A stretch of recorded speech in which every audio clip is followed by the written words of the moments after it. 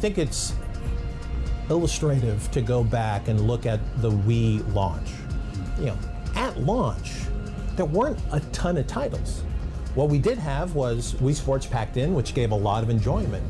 What I've heard the fan community say is, I want my Mario, I want my Zelda, and I want the best of third party. And that's what we're looking to bring to consumers. So who's buying the Wii U?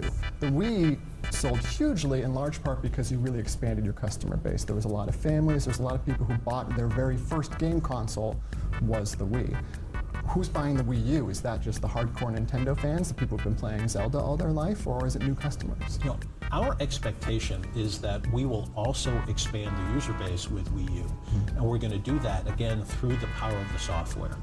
In fairness, if you look at the key top-selling software that we've launched to date on Wii U, it's Super Mario Brothers. So it's a more traditional Nintendo fan or games. Yes, they have third-party support, but it is Arkham City, it is Black Ops, and let's be honest, most hardcore gamers out there probably have a 360 or a PS3, and that's what they're playing those games on, or have already played those games on. What really is most important for Nintendo, and this is what confuses me so much, is the reason you buy Nintendo systems are for Nintendo games.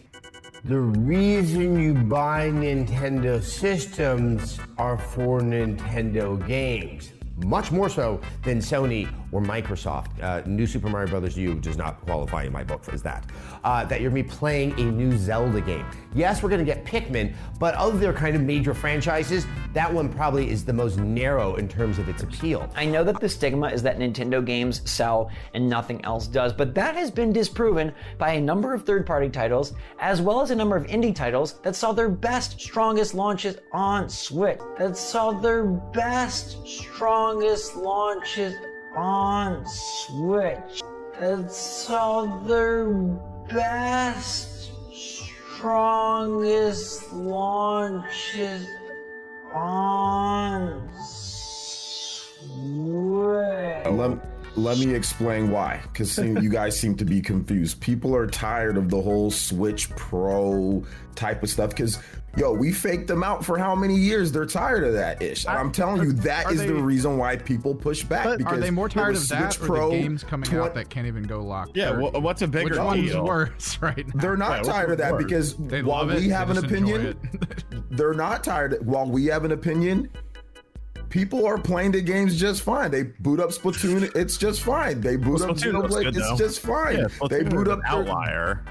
I guess everyone's buying Mario Kart 8 Deluxe. Mario Kart 8 Deluxe is good too. A Wii U game? I don't want to listen to me. Another Wii U game? My thought, OJ, and I'm not pushing back to the screen. I'm saying that my thing is that I put out a video yesterday saying I think we need a new Switch, and my entire comment section, I didn't lose any subscribers in it, but my entire comment section is like, no, I want the Switch for another 3 years. I have literally over 1,000 comments on that video, and a majority of them are saying I don't want a new Nintendo Switch, which is very baffling to me that, literally hundreds and I'm telling you the reason why. The reason why is that while everybody here, we all, frame rate, Digital Foundry, most people, the majority of people, don't have an issue because they've been playing ghetto ass stuff since the Game Boy days, and they don't look at frame rate counters. They just play the game and they have fun. That is the majority of people, and we can sit here and get all upset and pouty about it all we want to, but it's the facts. I'm sorry. For a long time, I think the Nintendo Switch for a long time was also the best supplemental console. I knew a lot of people that had a PlayStation 5 and bought every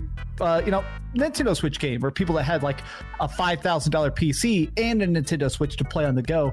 And I feel like the Steam Deck for a lot of people is filling in that gap. So I think that the Nintendo Switch got to figure out some way to get closer to actually looking like it's from this decade. I agree with you guys. From someone, I want something too, but I'm telling you that is not reflective of what people are playing and people are buying. The sales numbers are coming out. People are still buying it in droves. People are still buying hella games. People are still excited for the games. It still won a ton of awards at the Game Awards for people voting.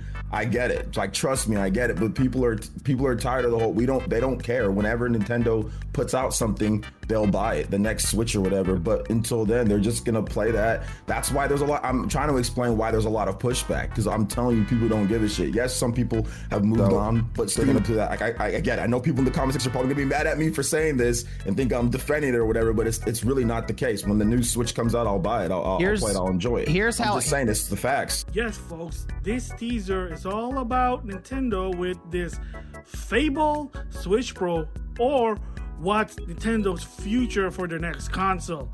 So of course in 2022, that was one of the big topic. Does Nintendo really need a new system?